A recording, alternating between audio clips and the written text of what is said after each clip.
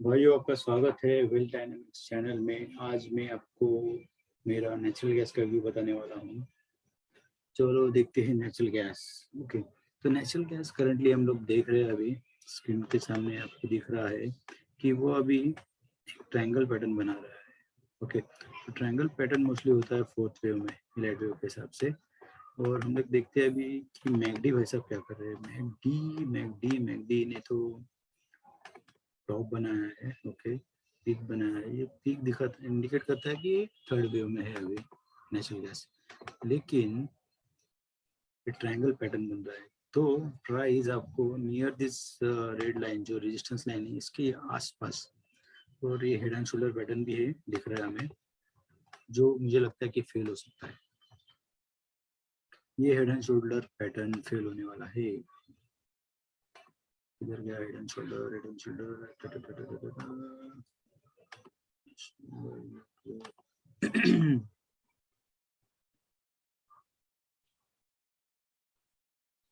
मैं हमेशा यहाँ पे कंफ्यूज हो जाता हूँ कि हेड एंड शोल्डर दिखता कहाँ पे। हेड एंड शोल्डर, ये जो हेड एंड शोल्डर हमें दिख रहा है नेचुरल गैस में, ये शायद फेल हो जाएगा, ज़्यादा देगा नहीं है टारगेट, ऐसा मुझे लग रहा है। ओके, उसका एक रीज़न और भी है कि ये ट्रायंगल दिख रहा है, तो ट्रायंगल नॉर्मली फोर्थ वे में आते हैं। ओके, और हम लोग अगर मंथली में जाते हैं, आप मंथली में जाओ, मंथली में आप देखो स्ट्रॉन्ग मोमेंटम है। ओके, और आरएसआई जो है, आरएसआई है अबाउ 60, भले वो नीचे दिख रहा है लेकिन अबाउ 60 है मंथली में, जो मोमेंटम इंडिकेट कर रहा है। वीकली में भी अबाउ 60 है। ओके, उसके बाद डेली में देखते हैं इसको, डेली में वो 50 है। ओके, जो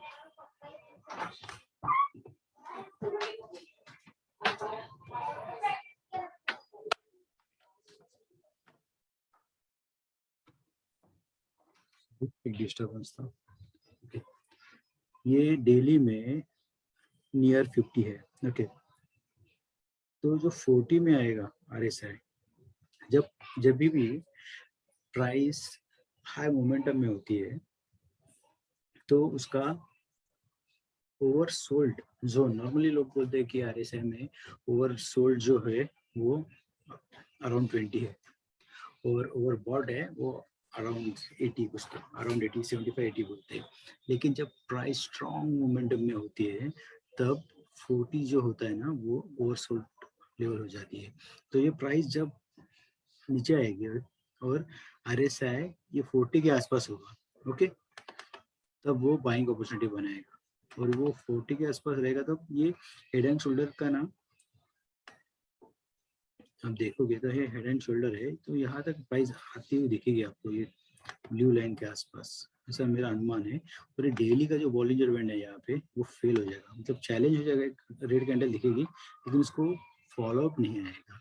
ओके, सो वो इंडिकेशन होगा यहाँ पे कि ये स्टार्ट ऑफ फिफ्थ वेव है करके यहाँ से। और जब जब ये ट्रायंगल पैटर्न ब्रेक हो जाएगा, तो वो फिफ्थ वेव का स्टार्ट हो जाएगा। जब ये फेल होगा ना यहाँ पे, अब वो टाइम पे आपको नेचुरल गैस के अंदर एक बाइंग का अपॉर्चुनिटी मिल जाएगा near future, may be with in 1 और 2 वीक्स। प्राइस यहाँ पे दिखना चाहिए, ऐसा मेरा अनुमान है। ये बॉलिंजर बैंड चैलेंज फेल होना चाहिए, और बॉलिंजर बैंड ऐसा स्क्वीज होते हुए दिखेगा आपको, स्क्वीज। ओके, स्क्वीज होते हुए दिखेगा।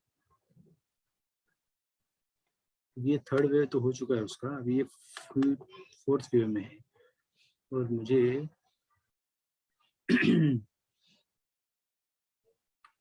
अभी लग रहा है कि ये अभी यहाँ तक एंट्री आपको मिलनी चाहिए फोर्थ वेव की। ये ट्रायंगल ब्रेकआउट हो जाएगा तो फिफ्थ वेव स्टार्ट हो जाएगा।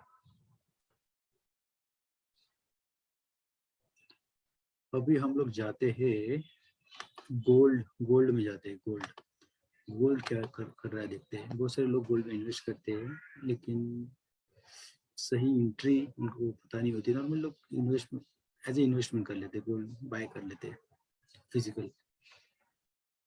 देखते हैं कि अभी गोल्ड के क्या सिचुएशन है। गोल्ड का भी मैंने स्टडी पहले करके रखा था। देखते हैं गोल्ड कहाँ पे गया। Gold MCX mini, gold mini lot. Okay, अभी इसको चार्ट को मैं बड़ा कर लेता हूँ। ओके, तो आप अगर देख रहे हो तो यहाँ पे इन्वर्टेड हेड एंड शोल्डर दिख रहा है। इन्वर्टेड हेड एंड शोल्डर भी है, और मैंने पहले इलाइट वे का एक काउंट निकाल के रखा था।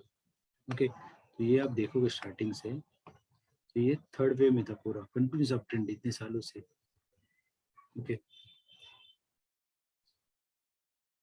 ये वीकली टाइम फ्रेम है, आप देखोगे ये डब्ल्यू लिखा है मतलब वीकली टाइम फ्रेम है। ठीक है, कंटिन्यूस कितने सालों से वो अप ट्रेंड ही था।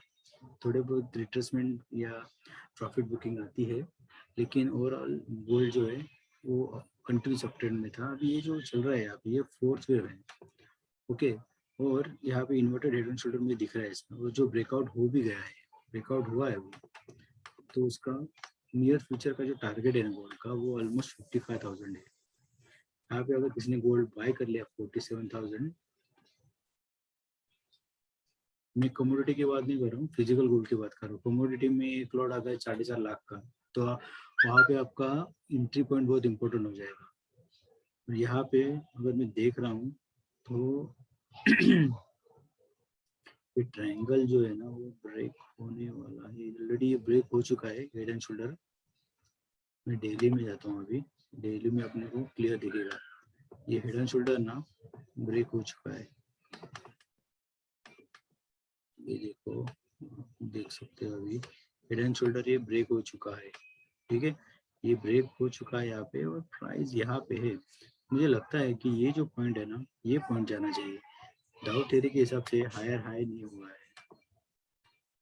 क्योंकि अगर आप देखोगे यहाँ पे, मैं इसको ना बोल्ड करता हूँ और पिंक लाइन में देता हूँ, इसको डॉटेड कर लेता हूँ। ओके, तो अगर मैं मानूँ कि ये हाई है मेरा, ये हाई है, ठीक है, और ये हाई के कंपैरिजन में मैं अगर करता हूँ तो ये लो है, उसके बाद जो लो था ये, वो लो ये है।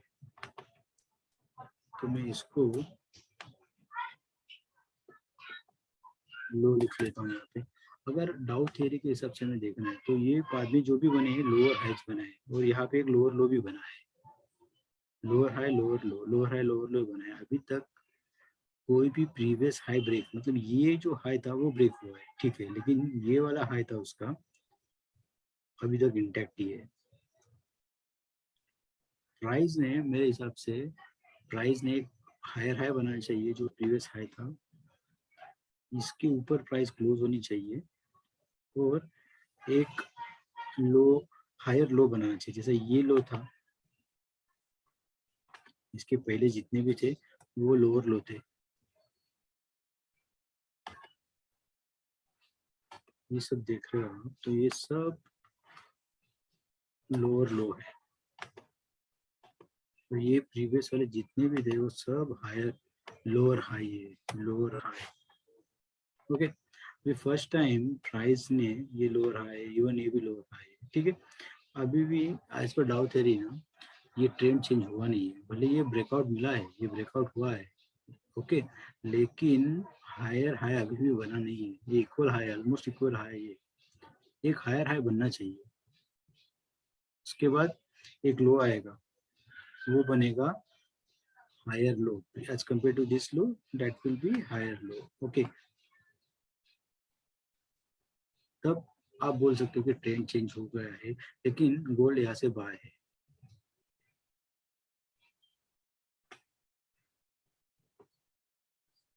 अभी देखते हैं कि ये हाई जाता है क्या।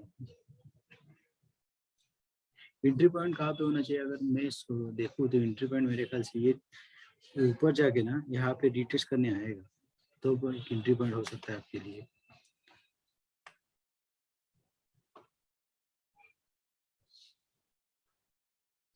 अगर मैं देखता हूँ तो मेरे ख्याल से ना ये पूरा अप ट्रेंड जो है उसका ना हम रिट्रेसमेंट निकलते हैं। किधर गया रिट्रेसमेंट भाई साहब, फीब रिट्रेसमेंट, फ्रीक्वेंसी रिट्रेसमेंट। यहाँ से अगर हम देखते हैं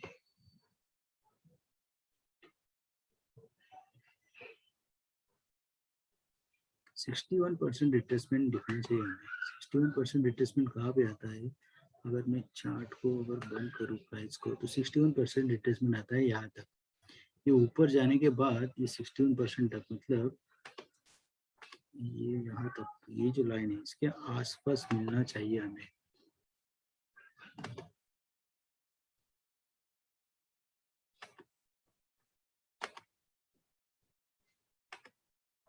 ठीक है, ये निकाल देता हूँ मैं अभी फिबोनाची रिट्रेसमेंट और प्राइस वापस लाता हूँ चार्ट पे। ओके, अभी ये ऊपर जाके एक हायर हाई बना के, मतलब ये वाला हाई ब्रेक करके ऊपर जाके यहाँ तक आना चाहिए प्राइस रिट्रेस लेने के लिए। ये ट्रेंड लाइन भी है रेड कलर का, कि यहाँ पे अगर हमें मिलता है तो वो that will be the buying level. Okay, तो लेकिन गोल्ड अभी मेरे लिए बाय है। मैं अभी एंट्री पॉइंट यहाँ पे बताऊंगा नहीं किसी को, क्योंकि मेरा व्यू बताने आया हूँ मैं।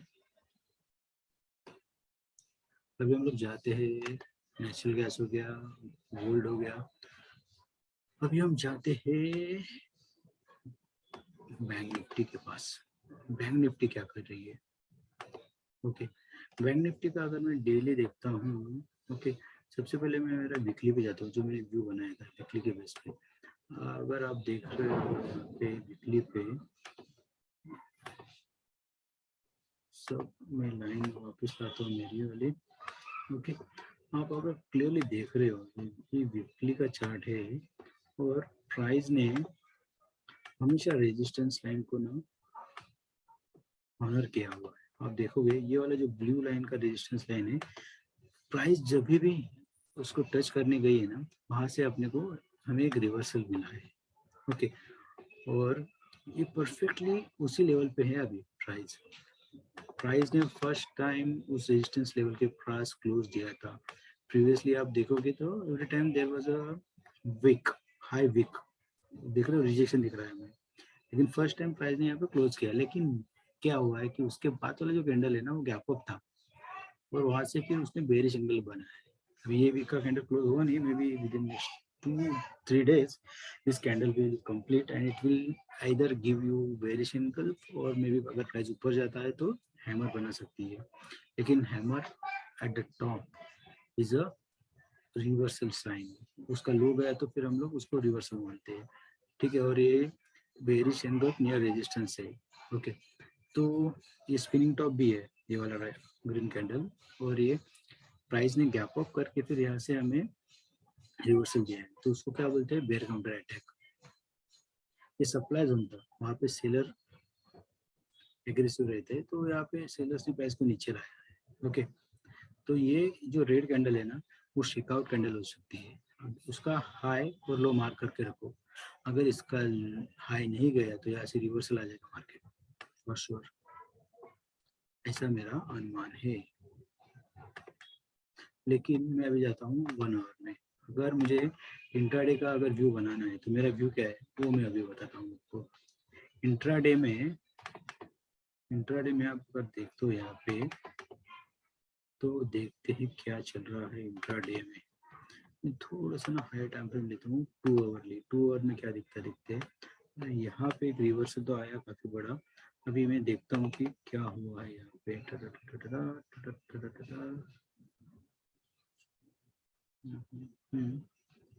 ओके, हवर्ली में देखता हूँ क्या हुआ है।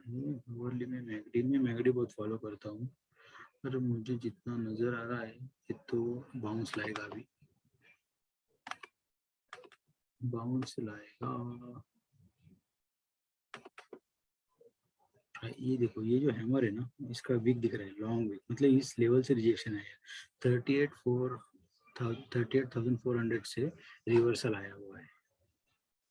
38,400 ये मेजर सपोर्ट का काम करेगी प्राइस, तो उसको ऊपर जाने दो, वापस इधर आसपास आपको मिल सकता है प्राइस लेने के लिए। यहाँ से बुलिश दिख रहे हैं मुझे, टारगेट वही है 41,000 का। एक ऊपर की तरफ बाउंस आएगा अभी, लेकिन हम लोग एक करते हैं अभी, एक रेजिस्टेंस लाइन बना के रखते हैं। ओके, प्राइस जब भी इसके पास आएगा ना उसको रिजेक्शन मिलना चाहिए। ये कंटिन्यूसली ऊपर जाएगा नहीं, यहाँ से ये ऊपर भी आएगा ना तो उसको इस लेवल से रिजेक्शन मिलेगा आवरली में। यहाँ पे आएगा तो आप बिंदास कॉल शॉर्ट कर सकते हो, पुट बैक कर सकते हो। लेकिन इसके नीचे जाना नहीं चाहिए। इसके नीचे क्यों नहीं जाएगा, उसका एक रीज़न है मेरा। मुझे ये एंड ऑफ फोर्थ वेव दिख रहा है लाइट में। मैं वो अभी डिस्कस नहीं कर सकता आपके साथ कि क्यों दिख रहा है, लेकिन एक रिवर्स डायवर्शन मुझे दिख रहा है जो मैंने देखा मैगडी में। ओके, लेकिन इसके नीचे प्राइस नहीं जाना चाहिए। और ये जो लेवल है, ये जो ट्रेंड लाइन आया है मेरा, इस पे वो सपोर्ट लेना चाहिए। नीचे आया तो भी प्राइस ने अगर यहाँ पे फर्स्ट टाइम यहाँ से नीचे आया, फिर ऊपर गया, ये सेकंड टाइम था, बोल सकते कि ये फर्स्ट टाइम था। और एक बार आएगा यहाँ पे, थर्ड टाइम नीचे आएगा उसमें, फिर वो ब्रेक करेगा। प्राइस 3 बार नॉर्मली जाता है रेजिस्टेंस लाइन के पास या सपोर्ट लाइन के पास। ओके, थर्ड टाइम वो गैप अप करके नीचे आ जाता है। तो आपको एक सेटअप मिल सकता है, वो जब भी ये रेजिस्टेंस लाइन के आसपास प्राइस आएगा और नेक्स्ट डे प्राइस ओपन अगर ऊपर होता है इसके, तो एक बेयर काउंटर अटैक, मतलब उसका ओपन और हाई सेम हो सकता है और वहां से प्राइस नीचे आ सकता है। यहाँ तक एक मेरा अनुमान है जो मैं आपको बता रहा हूँ, लेकिन मेरा जो स्टडी है उसके हिसाब से इसके नीचे प्राइस नहीं आना चाहिए। आना भी है तो उसको ऊपर जाना ही पड़ेगा। वीकली में मेरा व्यू बेरिश है। वीकली में मतलब एक बुक एक क्या बोल सकते हैं कि एक प्रॉफिट बुकिंग आ सकता है, करेक्शन आ सकता है। लेकिन हावरली में मेरा व्यू पुलिश है यहाँ तक कि जब थर्ड टाइम प्राइस यहाँ पे आएगा तब फिर से नीचे आएगी प्राइस और फोर्थ टाइम ब्रेकआउट दे सकता है, लेकिन इसके नीचे प्राइस नहीं जाएगा फॉर श्योर। एक सेटअप आपको बता के रख रहा हूँ। अभी नेक्स्ट डे, अभी मंडे को क्या प्राइस ओपन होता है, अगर ये इसके आसपास ओपन होता है क्या होके, तो यहाँ से नीचे आएगा ट्रैक। अगर गैप डाउन होता है तो ऊपर जा सकता है। गैप डाउन अगर मिलता है आपको यहाँ इसके आसपास, तो ऊपर की तरफ बाउंस आएगा यहाँ तक। अगर गैप अप ओपनिंग होता है इसके आसपास, ये जो रेड लाइन है रेजिस्टेंस लाइन, इसके आसपास अगर ओपनिंग मिलता है तो यहाँ से फिर प्राइस नीचे आएगा, क्योंकि ये हर्डल है अभी प्राइस को। अगर आप देख रहे हो हावरली में ये रेजिस्टेंस लाइन, ये हर्डल है, इसको इमीडिएटली ऐसा ब्रेक नहीं कर पाएगा। अगर प्राइस इसके ऊपर भी जाता है ना तो बेयर काउंटर अटैक हो जाएगा और प्राइस नीचे आ जाएगा। अगर नीचे अगर आपको मिलता है गैप डाउन तो आप बाइंग का ट्रेड ले सकते हो, लेकिन टारगेट ये रेजिस्टेंस लाइन तक ही होगा। जब वो ब्रेक करेगा फोर्थ टाइम ना, तो आप देख सकते हो बाइंग के लिए। लेकिन सेफ अगर किसी को करना है ना इस वीक के लिए, तो मुझे लगता है कि ये 38,000 का जो पुट है ना वो सेल करके रख सकते हैं, 38,400, क्योंकि इस लेवल से रिजेक्शन आया है। अब बड़ा वीक देख रहे हो ना हमारे, ये इस वीक से रिजेक्शन आया हुआ है, ये सेल करके रख सकते हो, वो जीरो होना चाहिए मेरे अनुसार। और कल का ओपनिंग कहाँ पे मंडे का, उसके ऊपर अगर ओपनिंग यहाँ पे है तो आप डायरेक्टली 41,000 ये वाला जो है ना, ये मैं आपको बताता हूँ नॉर्मली हम लोग ग्लैड में क्या फॉलो करते हैं। जब भी ना ये रिट्रेसमेंट था, ए बी और सी, ठीक है, जब भी ये बी पॉइंट जाता है ना, जैसे ये ट्रेंड लाइन है ए बी का, ये ब्रेक होना चाहिए, उसके बाद बी जाता है तब नया इम्पल्स स्टार्ट होगा, लेकिन ये ब्रेक होने के लिए टाइम लगेगा। तो ये सेफेस्ट कौन सा रहेगा, जब प्राइस आपको आसपास यहाँ पे मिलता है, टैप ओपनिंग हो के 40,600 के आसपास जाता है प्राइस, तो वो टाइम पे आप 41,400 का कॉल सेव करना। नीचे रहेगा तो कॉल मत सेल करो, क्योंकि इसके नीचे प्राइस जाएगा नहीं, ऐसा मेरा अनुमान है, मेरा स्टडी है, क्योंकि मैंने हावरली में रिवर्स डाइवर्जन देखा है मैगडी में। ये मेरा ऑब्जर्वेशन है, अनुमान है। तो सेफेस्ट जो रहेगा ना वो 38,500 का पुट सेल करना रहेगा इस कमिंग वीक के एक्सपायरी के लिए, कमिंग वीक और नेक्स्ट वीक का एक्सपायरी के लिए। कभी भी आप एंटर करते हो कोई ट्रेड में, अगर वो आपका वेपन जाता है, जैसे मेरा वेपन क्या है इसमें, ये हैमर है ना, ये हैमर मेरा वेपन है। अगर ये हैमर ही जाता है तो मैं चला जाऊंगा ट्रेड से, लेकिन मेरा वेपन ये हैमर है, क्योंकि ये बड़ा वीक आया है इसमें। ये बड़ा वीक क्या इंडिकेट कर रहा है कि प्राइस ने यहाँ से रिजेक्शन दिया है, जिन्होंने भी यहाँ पे सेल किया था ना उनका स्टॉप लॉस हिट हुआ है फॉर श्योर, क्योंकि बड़ा वीक आया है। फिर इसके बाद आपको रेड कैंडल दिख रहा है, लेकिन यहाँ से रिजेक्शन आया है। इसके आसपास आपको एंट्री मिलता है, इसके आसपास जब मिलेगा ना तब ही आपको पुट लेना है। इधर ऊपर रहेगा तो पुट लेगे आप, तो प्राइस नीचे आएगा तो आपको स्टॉप लॉस हिट हो जाएगा। इसके आसपास जब आएगा प्राइस तब आप पुट ले सकते हो। आपके पास अभी क्या है वेपन, ये हैमर है, ये रिजेक्शन लेवल है, उसके बाद ये सपोर्ट लाइन है जो नीचे से आ रहा है, जो ब्रेक नहीं होगा, ऐसा मेरा अनुमान है। क्यों नहीं होगा ब्रेक? क्योंकि मुझे रिवर्स डायवर्शन दिख रहे हैं, मतलब इसके प्राइस ना यहाँ तक आ जाएगा फॉर श्योर। अभी ओपनिंग कहाँ पे वो इम्पोर्टेंट है। मैंने ऑलरेडी बताया आपको कि ओपनिंग अगर ये क्लोज प्राइस था फ्राइडे का 39,258, ओपनिंग अगर गैप अप होके इसके आसपास आता है तो शॉर्ट कर सकते हो, पुट बाय कर सकते हो, कॉल सेल कर सकते हो, क्योंकि ये ब्रेक होगा नहीं इमीडिएटली। अगर सेम लेवल पे आता है तो आपको प्राइस एक्शन देखना है। 15 मिनट्स का हाई और लो मार्क करके रखो, ट्रेड ऊपर की साइड जाना चाहिए, ऐसा अनुमान है। अगर गैप डाउन होके आता है तो शॉर्ट सिर्फ बाई है, मुझे नहीं लगता कि फिर यहाँ से प्राइस नीचे जाएगा। यहाँ पे सपोर्ट लेके प्राइस ऊपर चला जाएगा। ये थर्ड टाइम के लिए बोल रहा हूँ, थर्ड टाइम जब प्राइस इधर आएगा रेजिस्टेंस लाइन के पास, रेड लाइन के पास, जब फोर्थ टाइम ऐसा होके आएगा तो ऊपर की तरफ देगा वो ब्रेकआउट।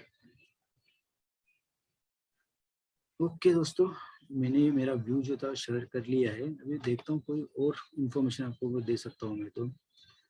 कोई और अगर देना है मुझे तो क्या दूँ, जो मैं हमेशा फॉलो करता हूँ।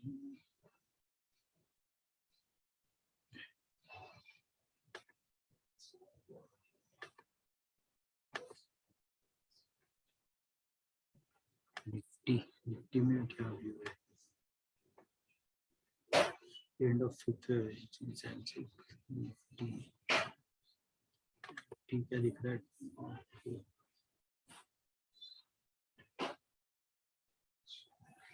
वो अर्ली में जाते हैं, निफ्टी में देखता हूँ, निफ्टी भी बाय होना चाहिए। देखते हैं यहाँ पे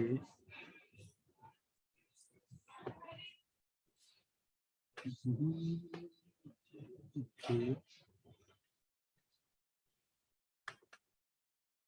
ये टू अर्ली में आप देख रहे हो बॉलिंजर बैंड के नीचे साइड में है, यहाँ पे पियर्सिंग काइंड ऑफ कैंडल है। और ये उसके पहले वाला जो हैमर दिख रहा है, डोजी टाइप ही है लेकिन हैमर है वो, मतलब इस लेवल से रिजेक्शन दिखा रहा है एक्चुअली 17,600 से। और यहाँ पे दो टू अर्ली चार्ट है और यहाँ पे एक पियर्सिंग बन रहा है, मतलब this is a perfect buy position for Nifty for coming week. इसके नीचे मंथली ये वीकली एक्सपायरी क्लोज नहीं होना चाहिए।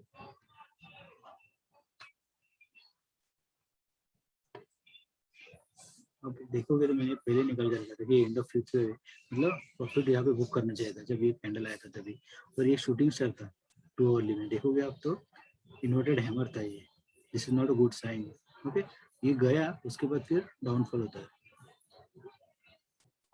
लेकिन अभी फिलहाल के लिए बाइंग दिख रहा है मुझे ये कमिंग वीक के लिए। ये प्राइस इसके नीचे क्लोज नहीं होगा, मतलब इसके नीचे वाले पुट सब जीरो हो जाएंगे 17,600। इवन ये 17,800 के नीचे भी पुट सब जीरो होने चाहिए, ऐसा मेरा अनुमान है। देखते हैं। और दोस्तों अगर आपको सीखना है ट्रेडिंग तो मेरा न्यू बैच आ रहा है 6 नवंबर से। नेक्स्ट बैच रहेगा फरवरी में, और एक मेंटरशिप प्रोग्राम रहेगा जो ईयरली कोर्स होगा, जिसमें पूरे वो 1 साल का कोर्स है वो मई से स्टार्ट होने वाला है। ओके, अगर आपको कुछ भी इंफॉर्मेशन चाहिए तो आप चैट कर सकते हो, या फिर मेरा नंबर मैं स्क्रीन पे अभी दिखता हूँ, उस नंबर पे मुझे व्हाट्सअप कर सकते हो।